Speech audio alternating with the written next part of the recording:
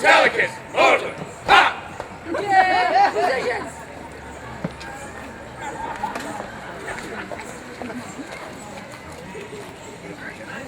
And this, my dear Lady Marian, is the famous Nottingham Bridge.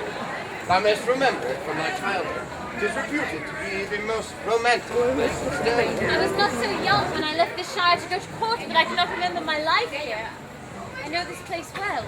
Then thou wilt agree that 'tis the perfect spot for us to become better acquainted before we are married. I have not yet said that I will marry thee, only that I would consider it. Thy father wished it, the queen hath approved it, and as Proverb says, wedding is destiny. And hanging likewise. I had not expected thee to be so waspish, Marian. If I be waspish, best beware my sting. Spread, but this bodice itches. Those clothes become thee well, far better than thy courtly apparel. Yet methinks thy beauty would enhance any garment, or none at all. Pray know that it's vanity, but I greatly regret the loss of my fine gown and the manner in which it was ruined. Robin Hood shall pay dearly for that, and for his other transgressions.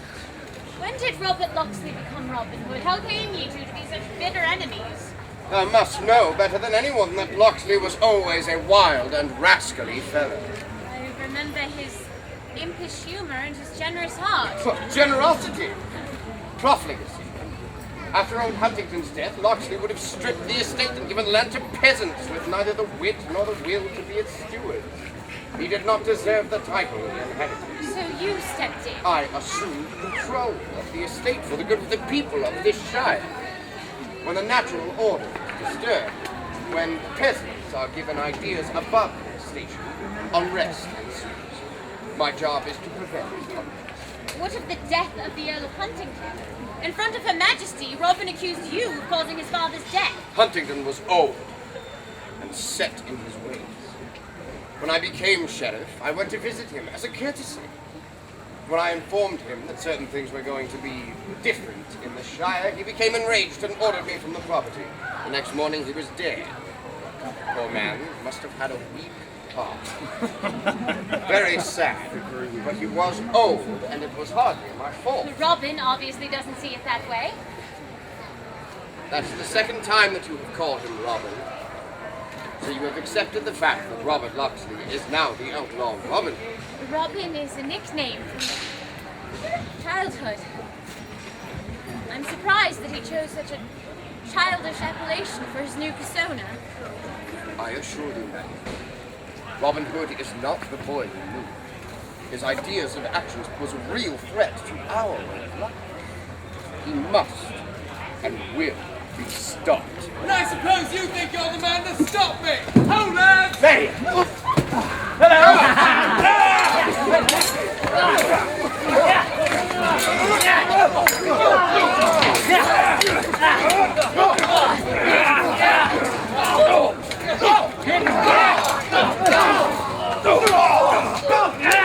You stop this at once! I will if he will! You villain! Her Majesty charged thee not to hurt this man. I'm sure thou wilt not disobey a royal command. Very well. While these gentlemen are indisposed, now would be an excellent opportunity to recover Her Majesty's stolen property. Guards! To the greenwood.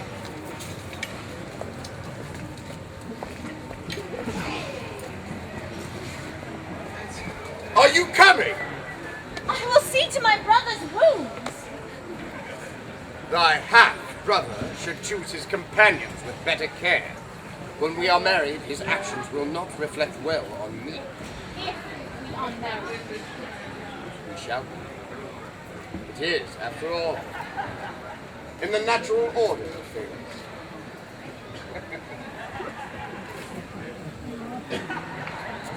Art thou badly injured? Only me pride. I should have had him. Thou slipping, Will. Too much time on horseback, not enough time with daggers in thy hand. Let's have a flagon of wine for medicinal purposes. Wine! And bandages, should they be needed. Wine, thank you. I should thank thee for intervening, but there was no need. I didn't do it for thee. Oh, for Demark, then? I would not have hurt him. Much.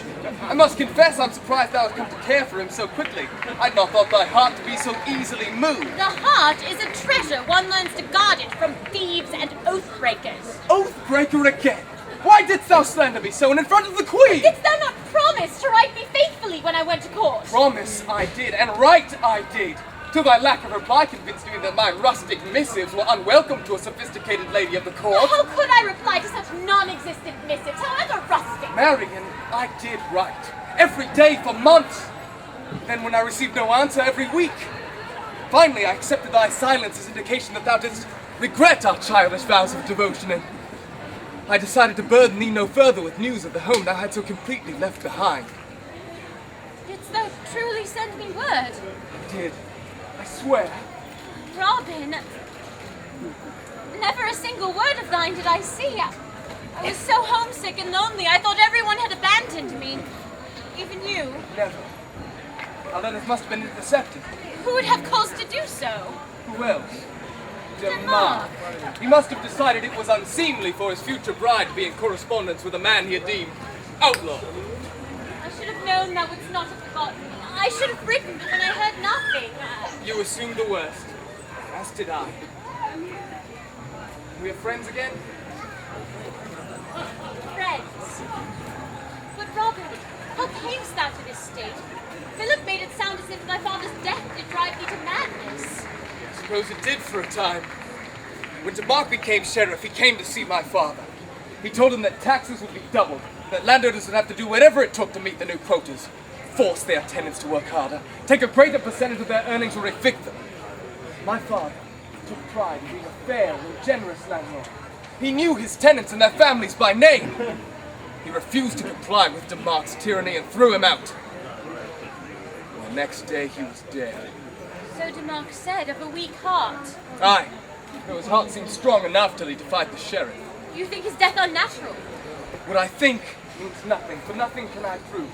No one but I knew the sheriff had reasons against my father, and no one would believe the word of a grief-maddened son against the all-powerful sheriff of Nottingham.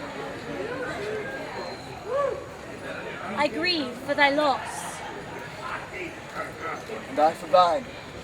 It must have been difficult to hear of thy father's death, and thou art so far from home. More difficult than you know. Thy letters were not the only ones which went astray. I did not know my father had died until Will, who was then squire to a minor knight, came to London for a tourney. I had expected your return before now. I could not. Without father here, and Will off becoming a jouster, and fearing I was estranged from thee, I had no heart for it. I would not have come now but for the Queen's insistence. And now? Hast thou the heart to stay? To marry Philip?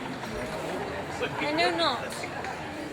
If 'twas truly my father's wish. Marian, thy father was very ill at the end, and DeMark can be persuasive. Surely thou dost not accuse Philip of harming my father as well as thine. For what motive? Thy hatred causes thee to see conspiracies where there are I none. merely asked thee to learn more of the man Philip DeMark before agreeing to marry him.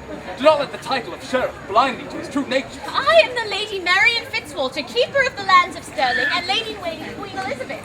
I am no shit of a girl whose head will be turned by wealth, position, or flowering praise. I would not see thee hurt. These past years have taught me to rely on myself and myself alone.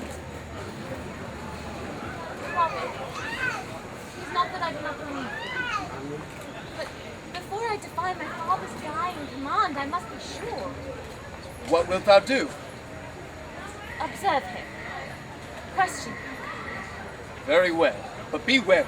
Philip wants thee and thy lands, and he will stop at nothing to get what he wants. Will! Hi, Robin. Accompany thy sister back to court, whoever she bids thee to take her. I don't leave thee. Oh, remember, Will, thou art England's champion. Thy place is in preparing for the tourney, not in cavorting with outlaws. You was proud. We'll be cheering thee on, lad. All right, then. Where'd you like to go? I think to the Maypole. All right.